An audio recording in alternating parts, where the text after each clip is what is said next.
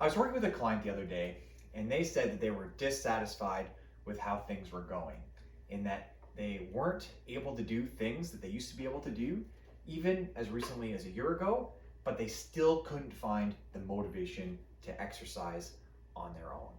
Now, before I could ask or probe any deeper into why they felt that way, they followed up with this. Well, I guess I have been walking a little bit, and I could see myself enjoying that and doing it more often, but I can only do 5 minutes at a time.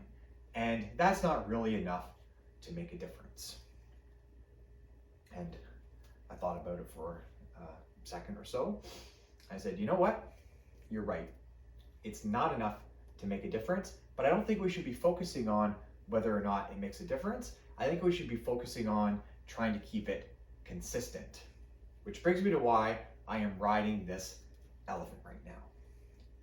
In Jonathan Haidt's book, The Happiness Hypothesis and the Righteous Mind, he describes the brain as something like this: a rider on top of an elephant.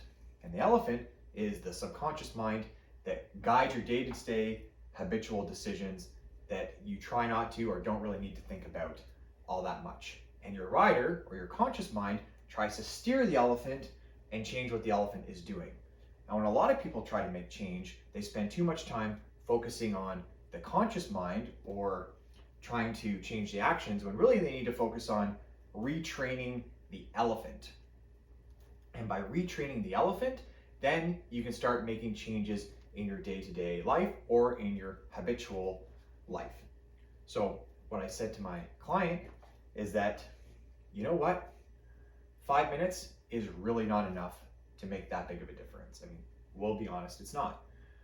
However, if you can train yourself to start walking for 5 minutes every day, then you're much more likely to not only find out that you enjoy walking, but turning that 5 minutes into 10 minutes, and then that 10 minutes into 20, and that 20 into 30, and then realizing that you are capable of doing more and more exercise. But you have to start with being consistent first and retraining your elephant brain first. And I think that if more people took that approach or that thought process towards making changes, then they would be a lot more likely to stick with it.